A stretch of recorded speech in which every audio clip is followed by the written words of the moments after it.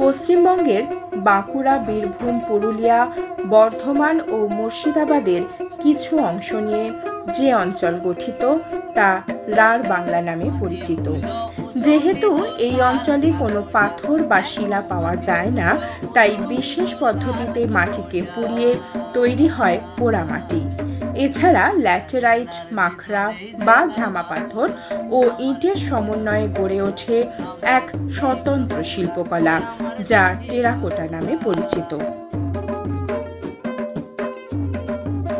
প্রায় 1400 বছর আগে 695 খ্রিস্টাব্দে প্রথম মল্লরাজ আদি মল্ল রঘুনাথ গভীর অরণ্যে মল্ল রাজবংশের প্রতিষ্ঠা করেন।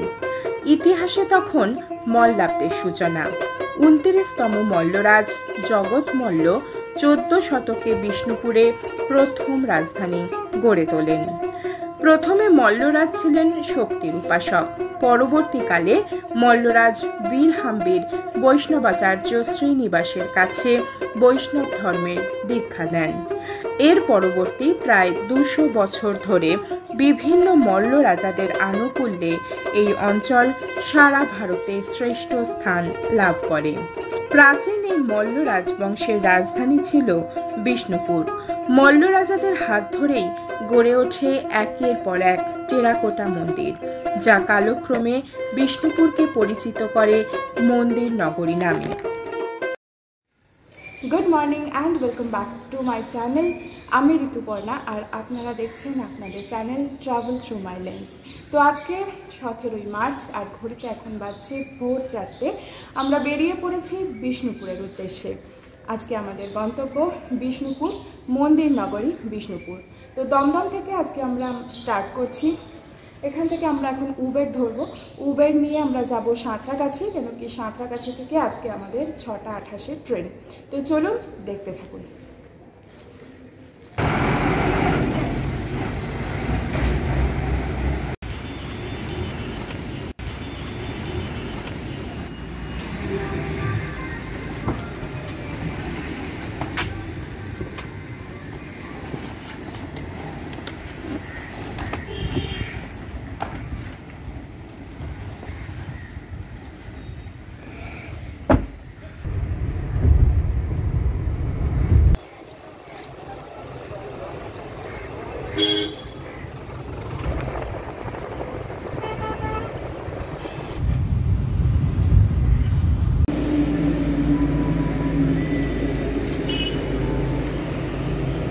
এখন বাজছে 5:22 আর ট্রেন আমাদের 6:28, অনেকক্ষণ 1 ঘন্টা মতো আগেই চলে এসেছে।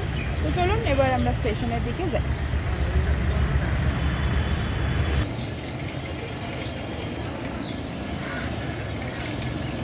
অনুগ্রহ করে শুনবেন গাড়ির সংখ্যা 12883 সাঁতরাগাছি পুরুলিয়া রূপসী বাংলা সুপারফাস্ট এক্সপ্রেস নির্ধারিত সময় ভোর 6:28 2 নম্বর প্ল্যাটফর্ম থেকে ছাড়বে।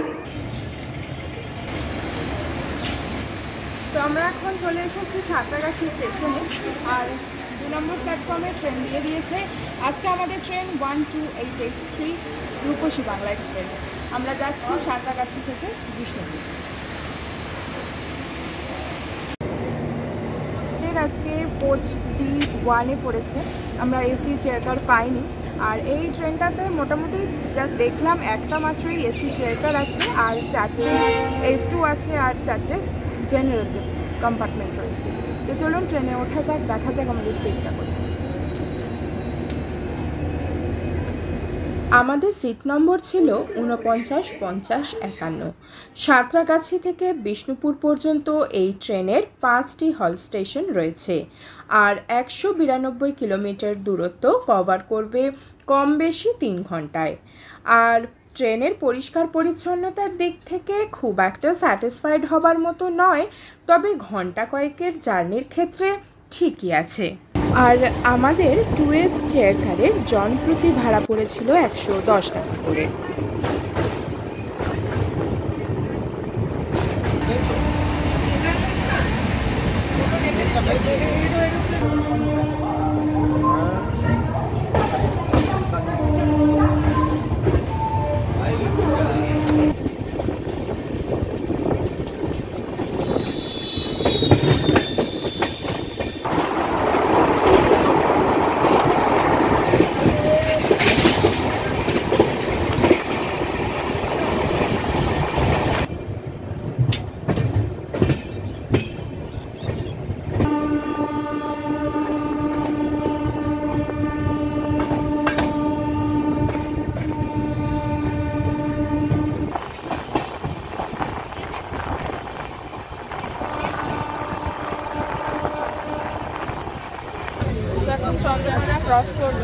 ট্রেনটা মোটামুটি 2-3 মিনিট লেট আছে। ভীষণই ভালো হলো ট্রেনটা, আর খানিকক্ষণের মধ্যে গড়বেতার পরেই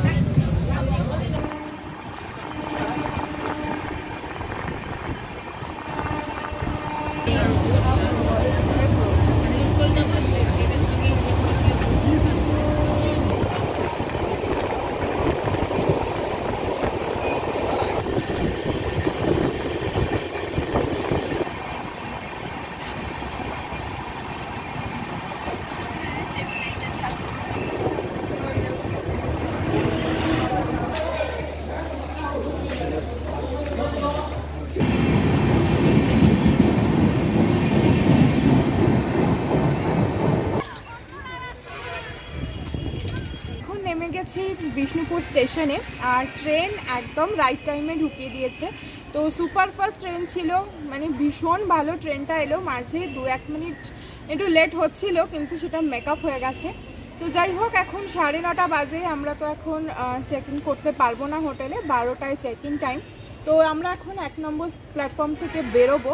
আমাদের 2 নম্বরে নামিয়েছে ট্রেন। তো বেরিয়ে দেখবো যে কোনো টোটো বা অটো কি পাই, যদি সাইট সিইং করে নেওয়া যায়।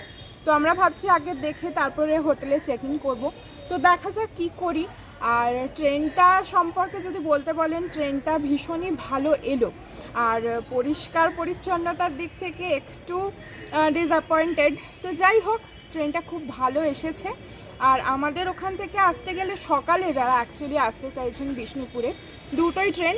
আমরা যেটা এলাম রূপসী বাংলা সাঁতরাগাছি থেকে, আর শালিমার থেকে ছাড়ছে আরণ্যক।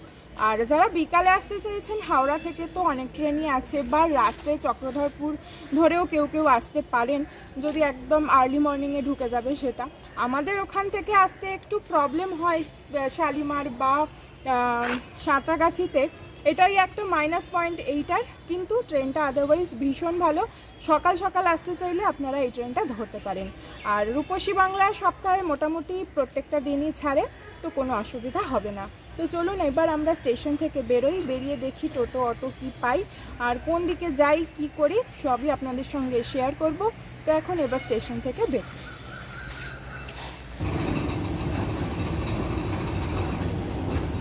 বাইরে এসে এরকম একটা স্পেস আছে, তো আমি ভেবেছিলাম এখান থেকে টোটো বা অটো কিছু পাবো, তো সে তো কিছুই দেখা মিলছে না। তো সামনে একটু এগোই, দেখি টোটো অটো কি পাওয়া যায়।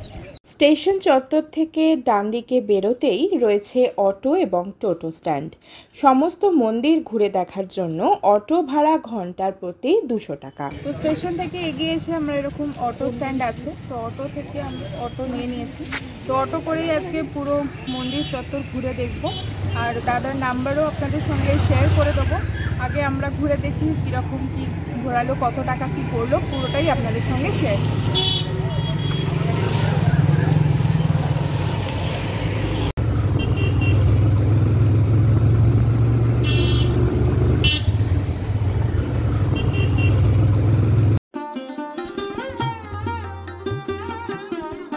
তো আমরা চলে এসেছি এখন রাসমঞ্চে।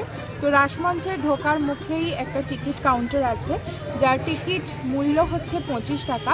15 বছর পর্যন্ত কোনো টিকিট মূল্য লাগে না, 15 বছরের পরে থেকে টিকিট চার্জ হচ্ছে 25 টাকা। আর এই টিকিট দিয়েই বললো যে সমস্ত মন্দিরগুলো ঘুরে দেখা যাবে। তো এই টিকিট আপনারা আসবেন যখন কেটে আপনাদের অবশ্যই সাথে রাখবেন।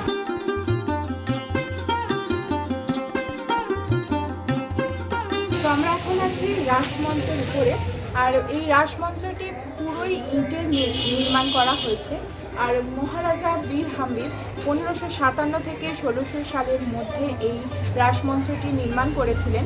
আর শোনা যায় যে রাস যখন হতো ওই সময় 108টি রাধাকৃষ্ণের বিগ্রহ এখানে আনা হতো, এনে রাস উৎসব পালন করা হতো। গর্ভগৃহকে ঘিরে 40টি খিলানযুক্ত এই রাসমঞ্চ বিষ্ণুপুরের টেরাকোটা মন্দির স্থাপত্যকে বিশ্বের দরবারে সর্বাপেক্ষা পরিচিতি দান করেছে।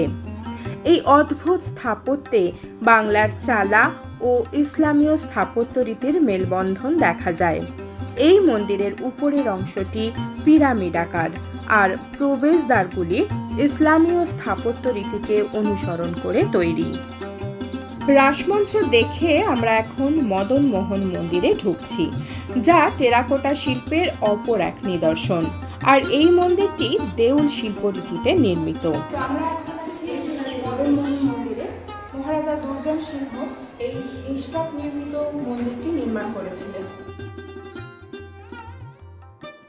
এই মন্দিরের দেওয়ালে কৃষ্ণলীলা, দশাবতার মূর্তি বা বিভিন্ন পৌরাণিক কাহিনী সমস্ত কিছু চিত্রায়িত করা হয়েছে টেরাকোটা চিত্রের মাধ্যমে।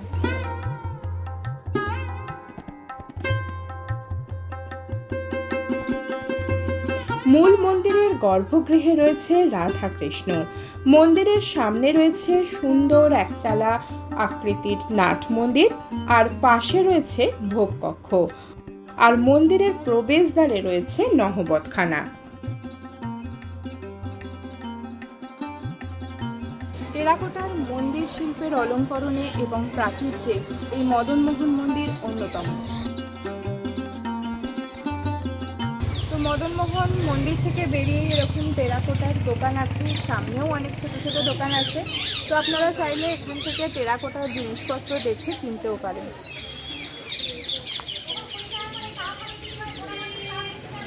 তো আমরা এখন মদন মোহন মন্দির থেকে এই পাথরের ছোট দরজার কাছে এসেছি। দেখতেই পাচ্ছেন আমার পিছনে। তো এই দূরে দেখা যাচ্ছে পাথরের বড় দরজা। তো চলুন ওইটাও ঘুরে দেখি। মল্ল রাজাদের সময়কালের এই বড় পাথরের ও ছোট পাথরের দরজা ছিল বিষ্ণুপুরের প্রাচীন দুর্গের প্রবেশপথ। এটি মল্ল রাজা বীর সিংহ নির্মাণ করেছিলেন। তো এই পাথরের দেওয়াল দেখে আমার যা মনে হচ্ছে এগুলো সেই ঝামা পাথর যেগুলো হয়, সেই ঝামা পাথর দিয়ে তৈরি এই পাথরের দেওয়ালটা।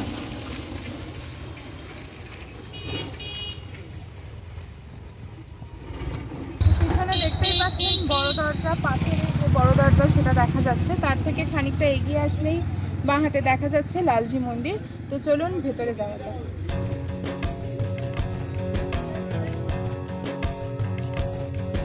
এই মন্দিরটিকে কেউ রাধা লালজিউ মন্দির বলে, আবার কেউ বা লালজি মন্দিরও বলে। মল্ল রাজা বীর সিংহ এই মন্দিরটি নির্মাণ করেন। মন্দিরটি চৌকো বেদির উপর নির্মিত।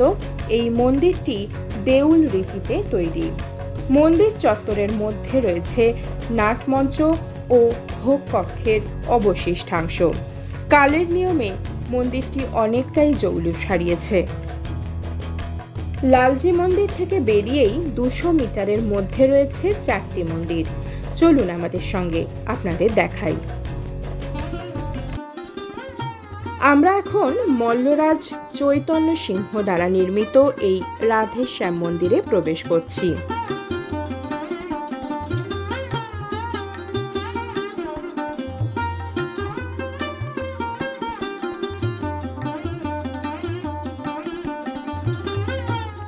মন্দিরের গর্ভগৃহে একদিকে রয়েছে রাধা কৃষ্ণের মূর্তি, আর অন্যদিকে রয়েছে এই মূর্তি।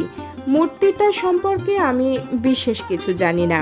আপনারা জানলে অবশ্যই কমেন্ট বক্সে জানাতে ভুলবেন না।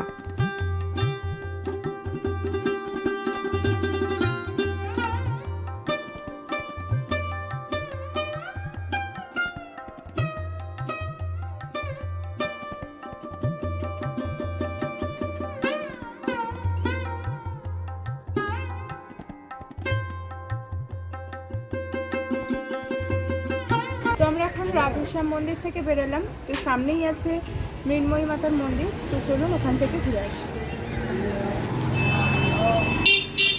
তো আমরা এখন আছি মৃন্ময়ী মাতার মন্দিরে। তো মন্দিরে ছবি তোলা এখন বারণ, তো আপনাদের সেই মন্দিরের প্রতিমা আমরা দেখাতে পারলাম না। তো এই মন্দিরটি সবচেয়ে পুরনো দুর্গা মূর্তি এখানে রয়েছে, আর মহারাজা জগৎ মল্ল এই মন্দিরের প্রতিষ্ঠা করেছিলেন।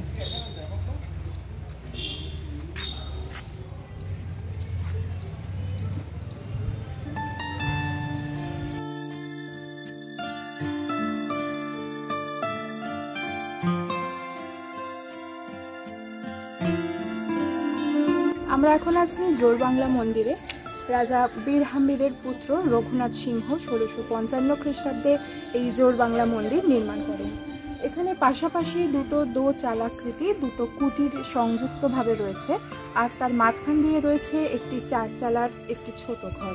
তো এই সংযুক্ত অবস্থায় থাকে বলেই এটাকে জোড়বাংলা মন্দির বলা হয়।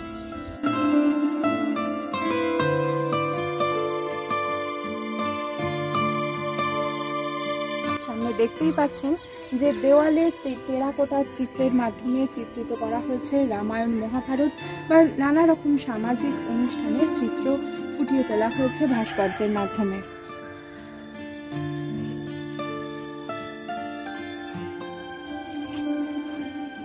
জোড়বাংলা মন্দিরের পিছনের অংশে দেখুন দোচালাকৃতি দুটি কুটির যেমন পাশাপাশি রয়েছে, আর মাঝখানে কিন্তু এই দেওয়াল দিয়ে দুটোকেই কানেক্ট করা রয়েছে। জোড়বাংলা থেকে বাঁদিকে 2-3 মিনিট হাঁটলেই দেখতে পাবেন গুমঘর। মল্লরাজা বীরসিংহ এই গুমঘরটি প্রতিষ্ঠা করেন।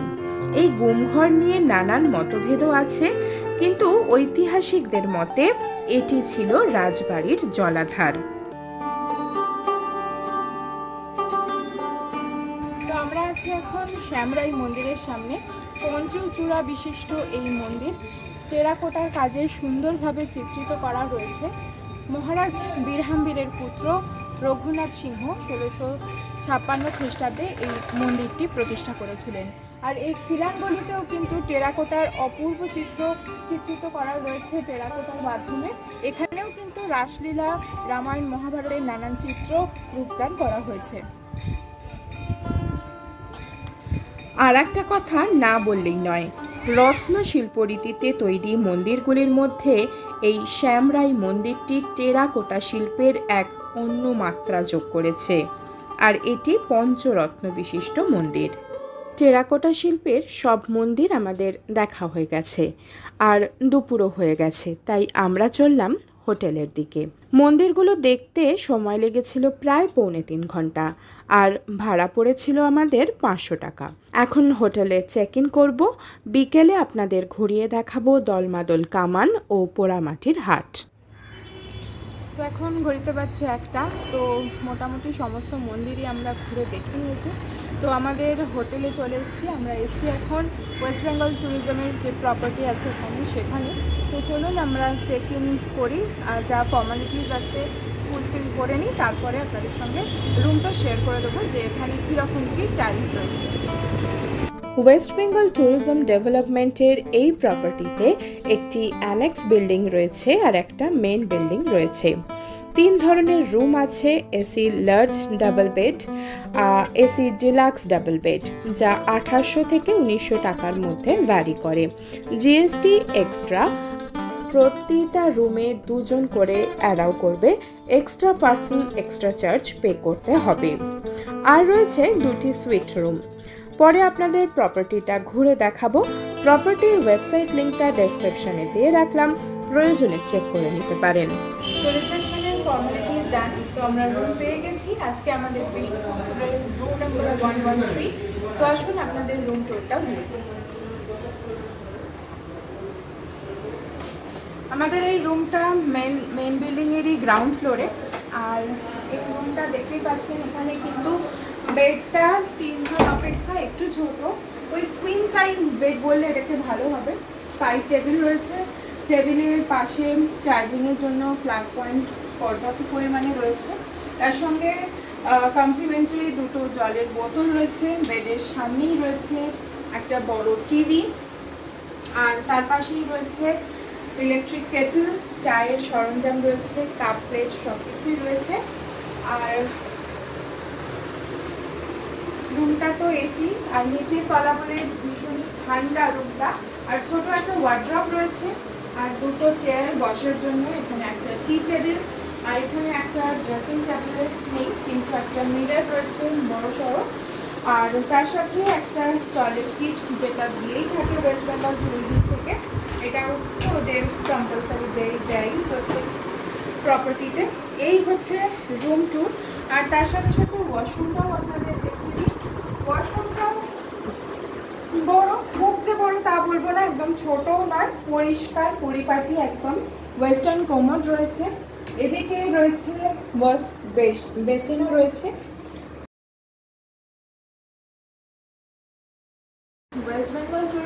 প্রপার্টি হিসাবে আমার একটা আলাদাই এক্সপেকটেশন ছিল।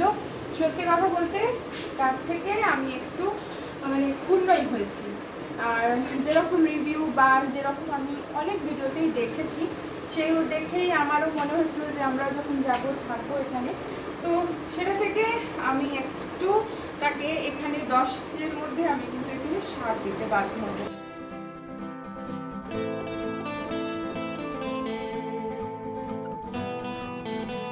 হোটেলের নিজস্ব রেস্টুরেন্ট থেকে লাঞ্চে নিয়েছিলাম একটা ভেজ থালি আর 2টো চিকেন থালি। পরিমাণ ও স্বাদ ঠিকঠাক ছিল, এক কথায় ভ্যালু ফর মানি। আর এই হোটেলটা তো সব দিক থেকেই ভালো, খুবই ভালো। আর দেখতেই পাচ্ছেন ভিতরে পার্কিংয়ের জায়গাটাও অনেকটা রয়েছে। যারা গাড়ি নিয়ে আসবেন মনে করছেন পার্কিংয়ের কোনো অসুবিধা হবে না। তো চলুন হোটেল চত্বরটা আপনাদের একবার ঘুরিয়ে দেখাই।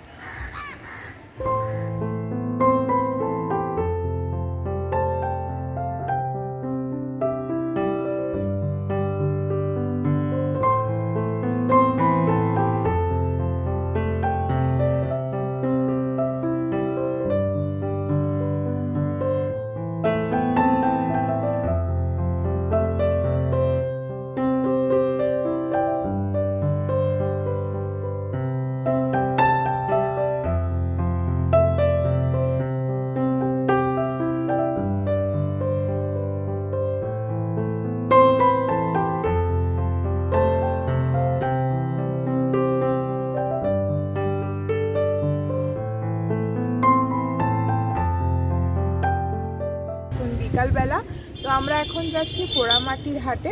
তো চলুন আমাদের সাথে আপনাদেরকে ঘুরিয়ে দেখাই পোড়ামাটির হাটটা। এখন আছি সেই বিখ্যাত দলমাদল কামানের সামনে। এটার দৈর্ঘ্য হচ্ছে 11 ফুট আর মুখের যে ব্যাসটা দেখছেন এটা 11 ইঞ্চি হচ্ছে এর ব্যাস। বিখ্যাত রাজা বীরহাম্বীরের সময়কালে এটা নির্মাণ করা হয়েছিল। আর এই কামানটিতে কিন্তু এখনো পর্যন্ত কোনো জংয়ের চিহ্ন মাত্র নেই। বীরহাম্বীরের সময়কালের এই কামানটি অসামান্য কারিগরি দক্ষতার নিদর্শন। তখনকার সময় কামানটি তৈরি করতে প্রায় 1,25,000 টাকা খরচ হয়। শোনা যায় মারাঠা সম্রাট ভাস্কর পণ্ডিত বিষ্ণুপুর আক্রমণ করলে মদন মোহন এই কামান দেগে শত্রুর হাত থেকে বিষ্ণুপুরকে রক্ষা করেন। চলুন, পাশেই রয়েছে মা ছিন্নমস্তার মন্দির। দেখুন কত সুন্দর, দেখে মনটা ভরে গেল।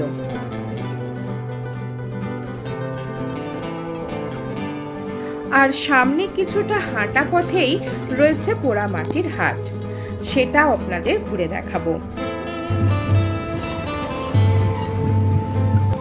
আমরা এখন চলে এসেছি পোড়ামাটির হাটের সামনে। মা ছিন্নমস্তা মন্দির থেকে একটুখানি এগিয়ে আসলে এরকম লাল মাটির একটা জায়গা আছে, এখানেই বসেছে পোড়ামাটির হাট। আপনারা দেখতেই পাচ্ছেন পিছনে।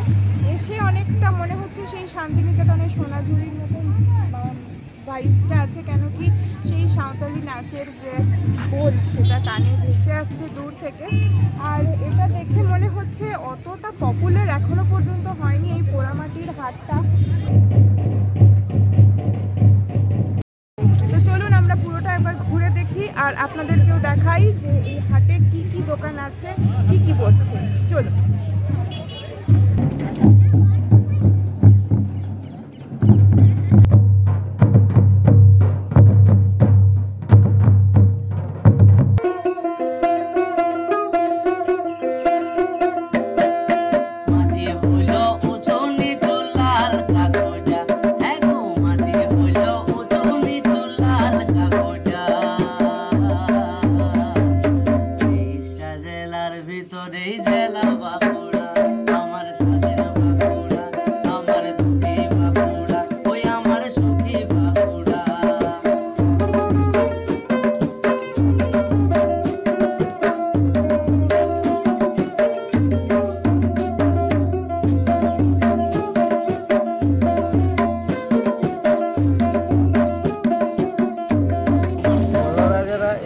খেলতো, হ্যাঁ, এই তাসের সংখ্যা হচ্ছে 120 পিস।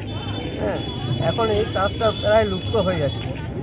তো আপনাদের সামনে বিষ্ণুপুরের দশাবতার তাসের যে শিল্পটা তুলে ধরলাম, এটা এখন আর আমি তো প্রথমবার দেখলাম এই হাটে এসে। তো আপনাদের যাদের ভালো লাগলো, প্লিজ ওনার নাম্বার এবং নাম আমি ডেসক্রিপশনেও দিয়ে দেবো, অনস্ক্রিনও দিয়ে দেবো, আপনারা যোগাযোগ করতে পারেন। তো এই শিল্পটা প্রায় লুপ্ত হতে চলেছে, তো আপনারা যদি এটাকে বাঁচিয়ে রাখতে চান, যদি আপনাদের এটা ভালো লাগে, তো অবশ্যই আপনারা কিন্তু ওনার সঙ্গে যোগাযোগ করবেন।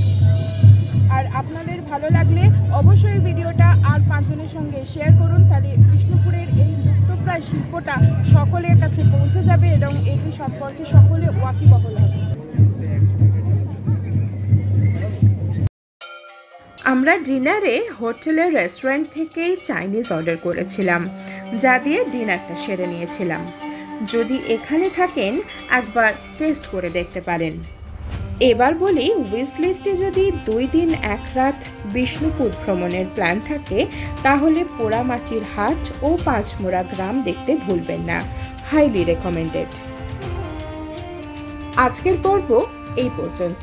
পরবর্তী পর্বে আপনাদের কাছে নিয়ে আসব বিষ্ণুপুরের ঐতিহ্যপূর্ণ বালুচরী শাড়ি, 70 দশকের কল্পতরুর মিষ্টি দোকানের মতিচুরের লাড্ডু ও ল্যাংচার ইতিহাস, পাঁচমোড়ার পোড়ামাটির কাজ, এছাড়াও রয়েছে ত্রিধারা মন্দির।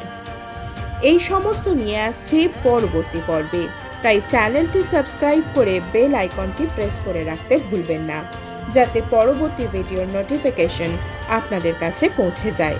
আর এই পর্বটি ভালো লাগলে লাইক, কমেন্ট এবং শেয়ার করে পাশে থাকার অনুরোধ রইল। দেখা হচ্ছে পরবর্তী পর্বে।